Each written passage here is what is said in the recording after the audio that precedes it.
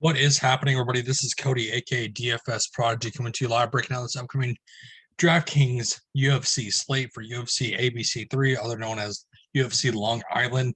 So this is a decent card, but it's not my favorite card, especially given this is going to be live on TV. I'm just saying that they're going to be fans. It's going to be free. I mean, I would imagine if they did this, the UFC did this, that it would be a better card.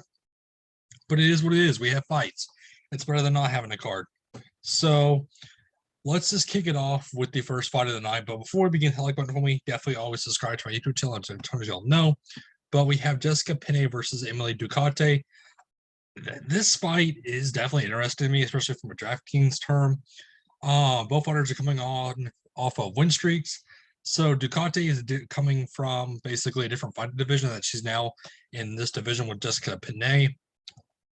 The leg kicks, the power that Ducote brings is definitely something to look at. I think this is going to be a fight that is going to go to distance. I think Penne is just facing the better competition. I think she's the better fighter overall here. I think that the grappling is definitely going to stand out for Jessica Penne, and I'm easily just taking her at 8,000. If she can get the grappling, she can get the takedowns and the control time. We know how that goes for DraftKings scoring and know how it looks for the judges. I think Jessica Penne does take this fight, though, for this fight. So let's move on to the next fight. Dwight Grant versus Dustin Stolfovitz. So both of these fighters need a win. They're coming off multiple losses.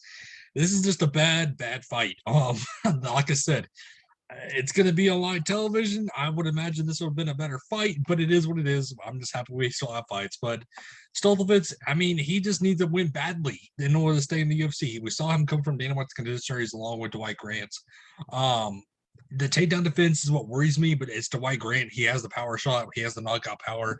It's just, is he going to pay off that night $8,900 price tag in order for him to get the knockout? That's the biggest question mark. I think Stolfovitz does control this fight, though. I think he controls this on the mat and control this on the feet. I think if he can just avoid the clip shot from Dwight Grant, then Stolfovitz can come through as an underdog. This is a risky business. This card is very risky with the favorites and the underdogs. So for me, I'm just staying away from this fight as a whole. Even in my betting, I'm just gonna kind of skip over this fight. Honestly, if I have to use the bathroom or if I have to go get food during this fight card, I'm gonna be doing that during this fight, to say the least. So let's go to a better fight though, in Justin Jacoby versus Don on Jung. So it's the tale of two tapes with Don on Jung. If we pull up his record, this is what worries me: the Sam Alvey fight. Are we going to get the guy who beat William Knight and Kennedy Nzechukwu, or are we going to get the guy that barely got by in the Sam Alvey fight? That's the biggest question mark that we're going to get out of him. Dustin Jacoby, though, on the other hand, it's rejuvenated Dustin Jacoby. This is not the same guy that we used to see in the cage. So Jacoby, he has a striking power. We know how he has the unorthodox style. The cardio, though, is what worries me. I think Don Jung could capitalize on the bad cardio of Dustin Jacoby. I think Jung has the volume to win this fight. And again, this is a risky card. I don't mind going to Don Jung here at all, especially at the price that he's getting. I think he can put up good numbers here. So that's the thing for me, is this what version of Don Jung are we going to get? I'm just going to play risky and hope for the best with Don Jung. I think he can definitely win this fight. But let's go on to the next fight, and Bill Algeo versus Herbert Burns. So this is the older brother of the Burns family. So Bill Algeo, the thing for him is the striking. It's going to be the grappling versus the striking. So Algeo, I think he's the edge in the striking business. I think that's why I'm kind of leaning towards him, to keep this fight in his favor and to keep this fight on the feet and kind of just, like I said, capitalize on the control time that we have in the cage. So at 8,700, I don't mind this, but this is going to be a huge step up in competition for Burns. That's the biggest thing for me, is just what version of Burns are we going to get? Kind of like Don Jung. That's why I'm leaning towards Bill Algeo. That's where I'm kind of, my headspace is going. But again, let's just go to the fight of the night potentially. And Jack the Man Shore versus Ricky Simone. So both fighters are going to be grappling machines. It's just, is Jack Shore going to be able to get the takedowns against Ricky Simone? That's the biggest question mark that we're going to see. Shore's going to shoot for the takedowns nonstop. That's why I like him on Prize Picks. That's why I like him on DraftKings. And from a betting perspective, he's just going to keep shooting for him. So Ricky Simone, though, he's very well rounded. He has the striking. I like him on the feet, and I like his grappling. It's just, I think Jack Shore is just the tad bit better fighter overall. I'm taking the better fight. the better fighter IQ, the better fighter game overall, and Jack Shore. That's why I'm leaning towards him in all formats. But let's go to Pun Huel Soriano versus Dalcha Lumbi Gela. So Punhil Soriano 9-2. He's very, very, very hard to trust. That's the biggest thing with him. It's just Nikolai Maximov, Brendan Allen. It didn't look good for him. He looked hesitant. He had very lackluster control time. So at 9-2 versus a very thick Dalcha, that he's not going to shoot for the takedowns. That's why I took the under on his takedown defense or on his takedowns. Soriano at 1.5. He's not going to shoot for it. He's going to try to keep this fight on the feet. I don't mind Dalcha at a 7,000 price tag, but I'd rather just go to other underdogs here. I'm not playing Pinhu Soriano at all in the betting market. So I think Soriano gets the win here. I think he can easily clip Dalcha, but this is just another fight where I'm just kind of like, meh, I'd rather go elsewhere. But let's go to Miesha Tate versus Lauren Murphy. Miesha Tate, this is the fight that she wants to win in order to kind of move the ranks and move on for a belt chance. This is what she wanted. Miesha Tate came back in the ring or came back in the cage to win a title shot. This is kind of her leg up fight. So she doesn't get the job done, but Lauren Murphy is no pushover. That's the biggest thing. Murphy's a veteran in the game. Tate's making her come back.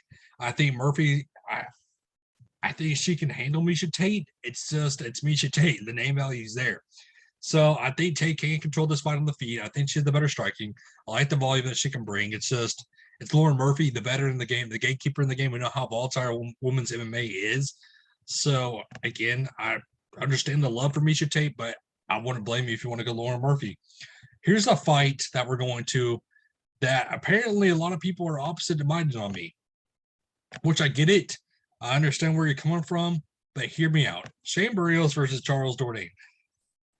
Everybody's loving Shane Burrios here, which I get it. It's Burrios. He's looked good. I understand it, the power, the chin, but I just don't understand the love.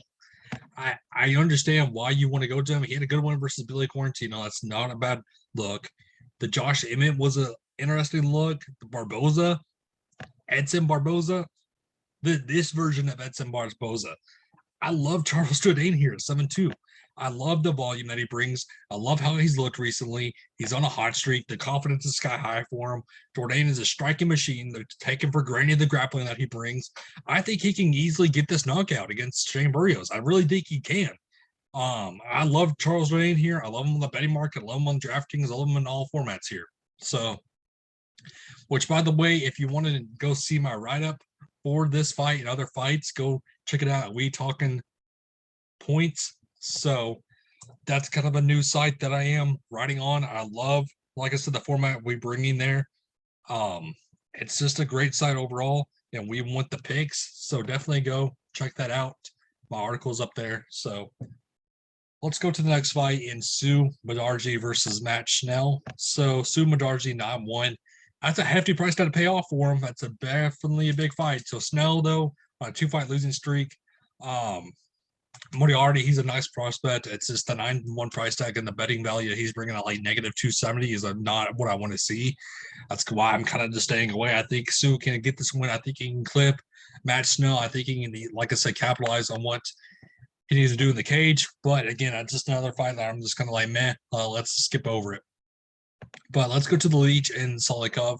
So the Leech, you're telling me 7-6 for the Leech, the underdog favorite. I get it. Solikov, he's a good fighter. He's the knockout power. He's nice volume, but it's the Leech. I mean, I know he looked bad versus Kama, but who hasn't looked bad against Kama Jamayev?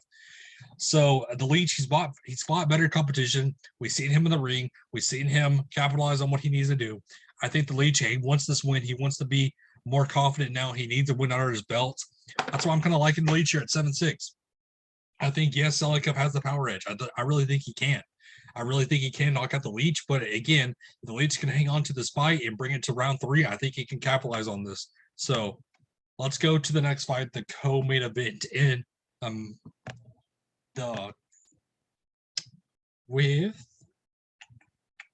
where is it at? Michelle Watterson versus Amanda Lamos. So Lamos coming at 9-4, Watterson 6-8. They're both coming off losses. They both need a win here. I think Waterson could get this done at 6'8" also. She has a nice tool. She's good on the feet. I mean, Lemos does have the power, of course. The leg kicks are in Lemos's favor, but Michelle Waterson knows how to combat that. I knows how to get around it. I do think she can capitalize at the 6'8" price tag. I don't mind going to her. I don't want to pay 9.4 for Lemos. I don't want to pay the betting market value for her either.